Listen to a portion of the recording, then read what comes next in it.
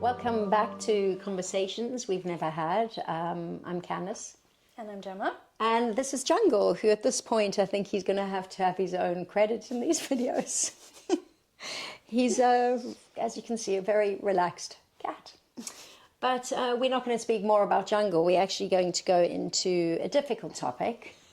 And we're going to be thinking about practitioners working in this space and working with the fear when you hear a young person has gone through sexual abuse and they might not be a specialist service and what can come up for them. I think fear is a really big topic in the work. There's so much fear inherent in the experience itself when you are experiencing sexual abuse, and then there is still such an inherent fear of talking about child sexual abuse, and I think that's why the topic continues to be so hidden and so few children are able to access support or tell anybody until much later in their lives. So that fear sometimes kind of radiates out.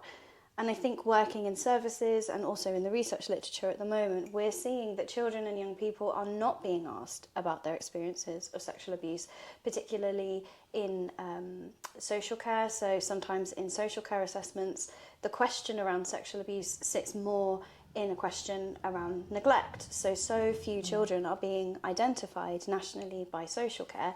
And the question is, why? Is that because the question isn't in the assessment or the first conversation that you might have? Or is that because it's a difficult conversation to broach? And my sense from working in the sector is that people are so frightened of this topic. And so fear, I think, is a really important one for us to talk about, because what does that fear do to us as a child, as the person who has experienced this coming forward, for the children who are never asked the question and who never actually get to access the help that they might want or need? And then what does that fear mean for each of us as practitioners? Because it can be quite visceral and it can close doors. And I think we really need to have a conversation about that. I remember you saying if you were asked, you would have told someone. Yep. Do you want to tell me a little bit more about that? Because I think that says so much, and it's so sad to hear that. And I think it's the same for young people, is they're not asked, so they're not going to tell. But if they were asked in a kind, gentle way, then maybe they would speak up. So can you speak up for yourself? I mean, at this point, still nobody has ever asked me. So I think that's really interesting, particularly given the work that I do. I think it sits in a place of extreme darkness and vulnerability, and responsibility being the overarching word. A lot of my experiences are what we would say is pre-verbal, so I wouldn't necessarily have the words at a really young age, only much later in life. It took me a long time to realise and understand the things that I had experienced. But I think if somebody had come to me and said, the things that you are showing, perhaps in the physical signs of your body when you go to access the GP, or, you know, I'd accessed a lot of therapy services where I had never actually named the trauma. I had talked about the anxiety, I'd talked about the depression, and not one of them actually said, well, hang on a minute, let's take a step back. Is there anything that may have made you feel this way? Is there anything else that we should be exploring? It was always really surface level symptoms. And I think in a way that kind of kept the door closed for me, because I was so frightened to open it. I was so frightened to say the words that it just shut everything down. And I think when your walls are so high, what you really need is just one look or one person to kind of lean in a knowing way. And even if in that moment when they say, has anything happened in your past that might be making you feel this way? Or is there anything going on in your life right now that you'd like to talk about? Because I think the question is as simple as that. Yeah. That even then in that moment, if you suddenly realise, oh gosh, this person actually has a curiosity and they want to know, you might not feel able to tell them then, but you know that that person is a person that perhaps you could go back to when you do feel ready to say something. And it just becomes so big and hard to say. So incredibly hard. And I think if a young person feels brave enough to ever disclose to a person that they are seeing, then they trust that person.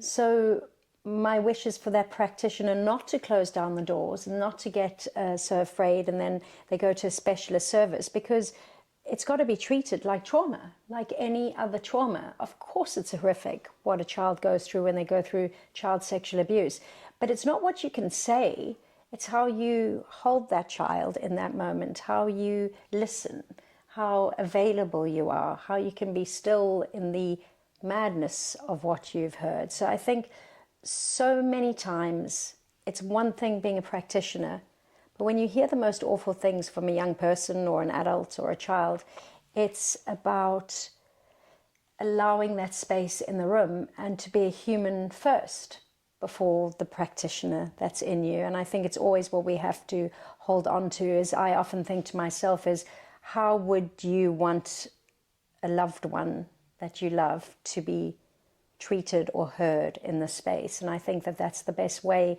to do this work is how would you want your person that you love to be held when they hear or tell a really difficult story. And for me, it's just about being available in the space and not being shocked by the story that you hear, even though it can be shocking and really hard for practitioners to hear.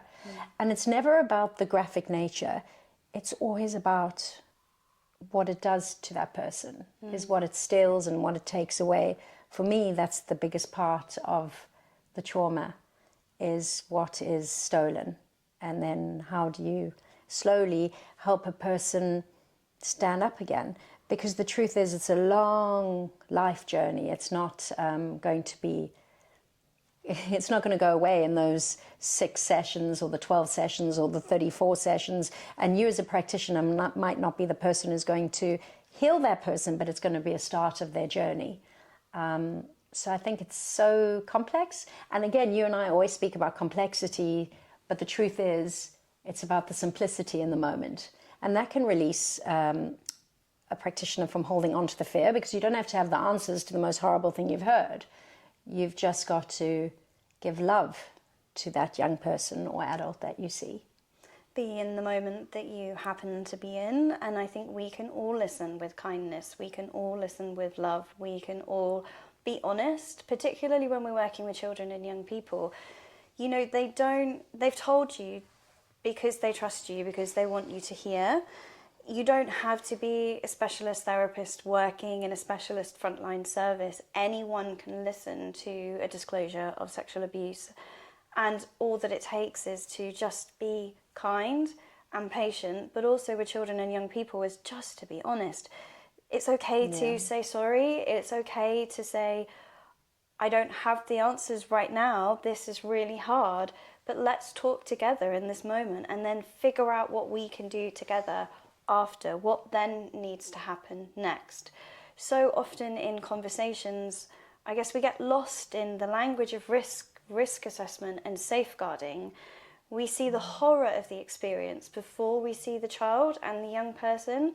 So often we see referral forms coming into services where 5 different agencies have got something to say about this child's really graphic, difficult experience. And then what happens is that form comes in, and then all the professionals see the horror of all of that experience before they've even picked up the phone to speak to the child or the young person. And when we pick up the phone to the child and the young person, we hear a voice.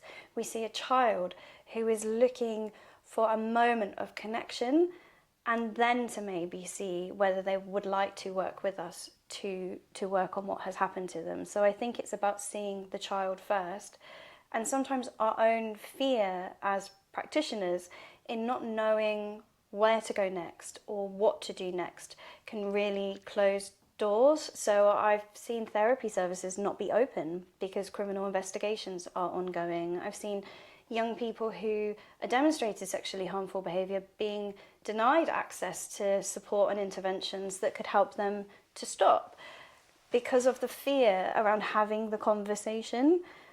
And sometimes our own fear is larger than the abuse itself, and it can really shut things down, and that really worries me. So what is it that we need to do differently to actually be able to listen to what children and young people are telling us? I think going back a few steps, really important that you said that some a young person might not tell you what's happened, but it's still the fact that you ask the question that's so important. And I love that you said that that might open that child up to the next session or to someone else. So it's about being open and curious alongside your fear. So I'm learning in this work. We're always talking about alongside. Gem and I think that you live alongside your trauma. I think love can sit alongside fear of trust.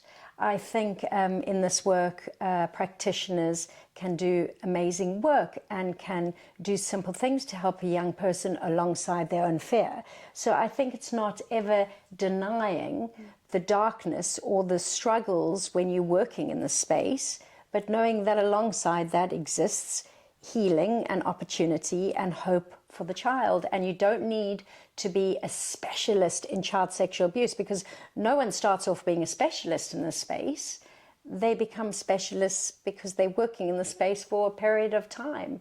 And I think as practitioners, as people working in the space, we all have it in us because we want to build a young person's life. We want to contribute to the healing of that child alongside the fear that we might feel. It's so important, because I think holding those two things in check is so critical. So in the work, it's so important that we as practitioners have our own spaces that we can go and talk about the impact of what we've heard or the work that we're doing on us.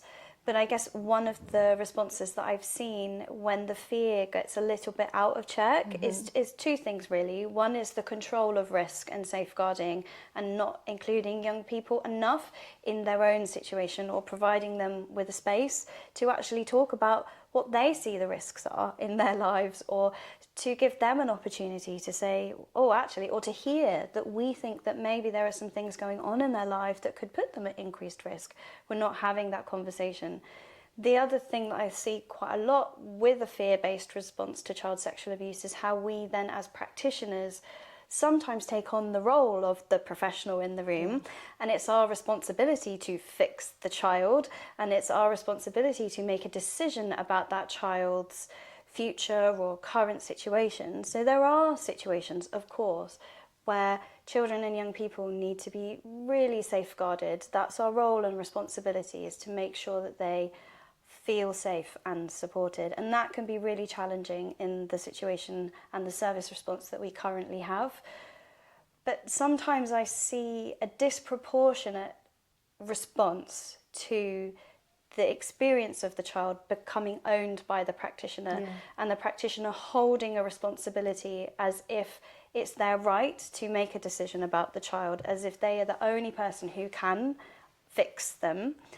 And I think we need to really check that and talk about it, because actually every child, every survivor has already within them the ability to heal from what has happened to them. But somewhere along the way, they may have lost their light. They may not be able to hold on to hope. And it's your role as a practitioner to see if you can hold on to it for them in the moment in time that you are privileged enough to walk alongside them.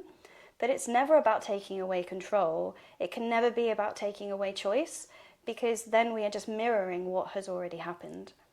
So I think we moved on to ego in the space, and one's got to be very careful about ego in the space, because I guess we all so well-meaning, but it's so important to always hold on to the fact that you might not be the person to help that person at the very end of their journey. But it's about opening their doors and giving, I always say, like an invisible baton, is that you know that your contribution to that young person will give them something, that they will have a skill to be braver the next time they speak to someone else, and it might contribute to their adult life. And also, they might not be ready right now to speak, but it's what you gave them at that very early stage that as an adult they would have held on to and might speak about it later.